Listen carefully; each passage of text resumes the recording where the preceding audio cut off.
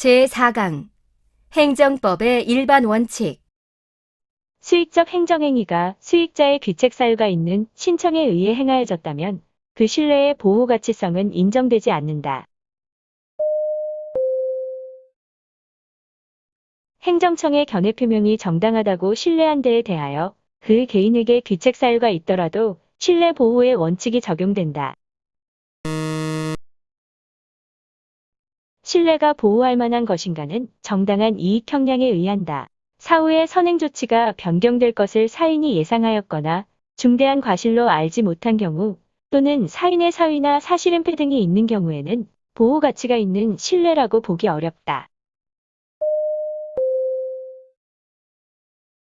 신뢰 보호의 원칙과 관련하여 행정청의 선행 조치가 신청자인 사인의 사위나 사실은폐에 의해 이뤄진 경우라도 행정청의 선행 조치에 대한 사인의 신뢰는 보호되어야 한다.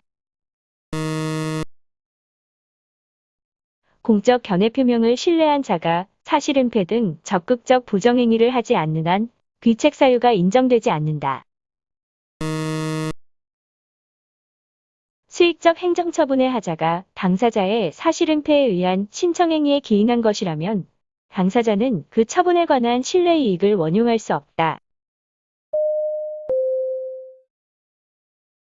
신뢰보호원칙의 적용에 있어서 귀책 사유의 유무는 상대방을 기준으로 판단하여야 하며 상대방으로부터 신청행위를 위임받은 수임인 등 관계자까지 포함시켜 판단할 것은 아니다. 법률에 따른 개인의 행위가 국가에 의하여 일정 방향으로 유인된 신뢰의 행사가 아니라 단지 법률이 부여한 기회를 활용한 것이라 하더라도 신뢰 보호의 이익이 인정된다. 법령 개정에 대한 신뢰와 관련하여 법령에 따른 개인의 행위가 국가에 의하여 일정한 방향으로 유인된 경우에 특별히 보호 가치가 있는 신뢰 이익이 인정될 수 있다. 신뢰 보호 원칙이 적용되려면 개인이 행정청의 견해 표명을 신뢰하고 이에 상응하는 어떠한 행위를 하였어야 한다. 행정청의 선행 조치에 대하여 상대방인 사인의 아무런 처리 행위가 없었던 경우라도 정신적 신뢰를 이유로 신뢰 보호를 요구할 수 있다. 신뢰를 원인으로 하는 처리 행위는 행정청의 선행 행위에 따른 적극적 행위에 한한다.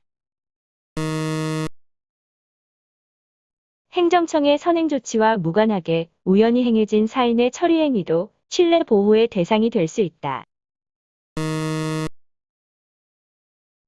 신뢰 보호 원칙이 적용되려면 행정청이 그 견해 표명에 반하는 처분을 함으로써 견해 표명을 신뢰한 개인의 이익이 침해되는 결과가 초래되어야 한다. 공익을 해할 우려가 있는 경우가 아니어야 함은 신뢰 보호 원칙의 성립 요건이지만 제3자의 정당한 이익을 해할 우려가 있는 경우가 아니어야 함은 신뢰 보호 원칙의 성립 요건이 아니다. 선행 조치의 상대방에 대한 신뢰 보호의 이익과 제3자의 이익이 충돌하는 경우에는 신뢰 보호 원칙이 우선한다. 신뢰 보호의 이익과 공익 또는 제3자의 이익이 상호 충돌하는 경우 신뢰 보호의 이익이 우선한다. 신뢰 보호의 원칙과 행정의 법률 적합성의 원칙이 충돌하는 경우 국민 보호를 위해 원칙적으로 신뢰 보호의 원칙이 우선한다. 신뢰 보호의 원칙은 행정의 적법성 원칙과 갈등 관계가 형성될 수 있으며 후자의 원칙을 배제할 만한 우월한 사정이 있을 때 그 효력을 인정할 수 있게 된다. 신뢰 보호의 원칙은 행정청이 공적인 견해를 표명할 당시의 사정이 그대로 유지됨을 전제로 적용되는 것이 원칙이므로 사후에 그와 같은 사정이 변경된 경우에는 특별한 사정이 없는 한 행정청이 그 견해 표명에 반하는 처분을 하더라도 신뢰 보호의 원칙에 위반된다고 할 수 없다. 공적 견해의 표명 후에 그 전제로 된 사실적 법률적 상태가 변경되었다면 신뢰 보호 원칙의 적용에는 제한을 받게 된다. 국가가 공무원 임용 결격 사유가 있는 자에 대하여 결격 사유가 있는 것을 알지 못하고 공무원으로 임용하였다가 사후에 결격 사유가 있는 자임을 발견하고 공무원 임용 행위를 취소함은 당사자에게 원래 임용 행위가 당초부터 당연 무효이었음을 통지하여 확인시켜주는 행위에 지나지 아니하는 것이므로 그러한 의미에서 당초의 임용 처분을 취소함에 있어서는 신의칙 내지 신뢰의 원칙을 적용할 수 없다. 갑은 국가공무원법에 따라 일반직 공무원으로 임용된 사람이다. 임용 당시 갑에게 임용 결격 사유가 있었다면 비록 국가의 과실에 의하여 임용 결격자임을 밝혀내지 못하였다 하더라도 그 임용 행위는 당연 무효이다. 실권의 법리는 일반적으로 신뢰보호원칙의 적용 영역의 하나로 설명되고 있으나 판례는 신의성실원칙의 파생원칙으로 보고 있다. 처분청이 착오로 행정서사업 허가처분을 한 후 20년이 다 되어서야 취소 사유를 알고 행정서사업 허가를 취소한 경우 그 허가 취소 처분은 실권의 법리에 저촉되는 것으로 보아야 한다. 교통사고가 일어난 지 1년 10개월이 지난 뒤 그 교통사고를 일으킨 택시에 대하여 운송사업 면허를 취소한 경우 택시운송 사업자로서는 자동차운수 사업법의 내용을 잘 알고 있어 교통사고를 낸 택시에 대하여 운송사업 면허가 취소될 가능성을 예상할 수 있었으므로 별다른 행정조치가 없을 것으로 자신이 믿고 있었다 하여도 신뢰의 이익을 주장할 수는 없다. 신뢰보호 원칙의 적용 영역으로는 수익적 행정행위의 철회, 행정법상 확약, 실권 등을 들 수 있다. 하자 있는 처분이 국민에게 권리나 이익을 부여하는 이른바 수익적 행정행위인 때에는 취소하여야 할 공익상 필요와 취소로 인하여 당사자가 입게 될 기득권과 신뢰보호 및 법률생활 안정의 침해 등 불이익을 비교 교량한 후 공익상 필요가 당사자가 입을 불이익을 정당화할 만큼 강하지 않아도 이를 취소할 수 있다는 것이 판례의 태도이다. 당초 정부장 시설을 설치한다는 도시계획 결정을 하였다가 정부장 대신 청소년 수련시설을 설치한다는 도시계획 변경 결정 및 지적 승인을 한 경우 당초의 도시계획 결정만으로는 도시계획 사업의 시행자 지정을 받게 된다는 공적 견해를 표명했다고 할 수 없다. 정부장 시설 설치의 도시계획 결정을 청소년 수련시설 설치의 도시계획으로 변경한 경우 사업 시행자로 지정받을 것을 예상하고 정부장 설계 비용 등을 지출한 자의 신뢰 이익을 침해한 것으로 볼 수 없다. 법령의 개정에도 신뢰 보호의 원칙이 적용된다.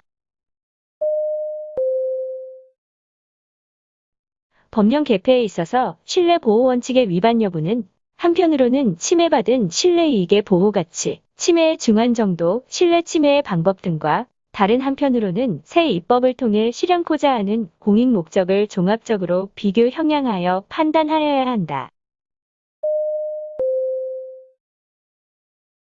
재건축조합에서 일단 내부 규범이 정립되면 조합원들은 특별한 사정이 없는 한 그것이 존속하리라는 신뢰를 가지게 되므로 내부 규범을 변경할 경우 내부 규범 변경을 통해 달성하려는 이익이 종전 내부 규범의 존속을 신뢰한 조합원들의 이익보다 우월해야 한다. 신뢰 보호 원칙에 위반하는 경우 그 행정행위는 위법하며 판례는 이 경우 취소 사유로 보지 않고 무효로만 보았다. 폐기물 처리업에 대하여 관할 관청에 사전 적정 통보를 받고 막대한 비용을 들여 허가 요건을 갖춘 다음 허가 신청을 하였음에도 청소업자의 난립으로 효율적인 청소 업무의 수행에 지장이 있다는 이유로 한 불허가 처분이 신뢰 보호의 원칙에 반하여 재량권을 남용한 위법한 처분이다. 운전면허 취소 사유에 해당하는 음주운전을 적발한 경찰관의 소속 경찰서장이 사무착오로 위반자에게 운전면허 정지 처분을 한 상태에서 위반자의 주소지 관할 지방경찰청장이 위반자에게 운전면허 취소 처분을 한 것은 선행처분에 대한 당사자의 신뢰 및 법적 안정성을 저해하는 것으로 볼 수 없다. 동일한 사유에 관하여 보다 무거운 면허 취소 처분을 하기 위하여 이미 행하여진 가벼운 면허 정지 처분을 취소하는 것은 선행처분에 대한 당사자의 신뢰 및 법적 안정성을 크게 저해하는 것이 되어 허용될 수 없다. 과세관청이 비과세 대상에 해당하는 것으로 잘못 알고 일단 비과세 결정을 하였으나 그 후 과세표준과 세액의 탈루 또는 오류가 있는 것을 발견한 때에는 이를 조사하여 결정할 수 있다. 국립공원관리 권한을 가진 행정청이 실제의 공원구역과 다르게 경계 측량과 표지를 설치한 십수년 후 착오를 발견하여 지형도를 수정한 조치는 실내보호 원칙에 위배된다. 구독과 좋아요를 눌러주세요.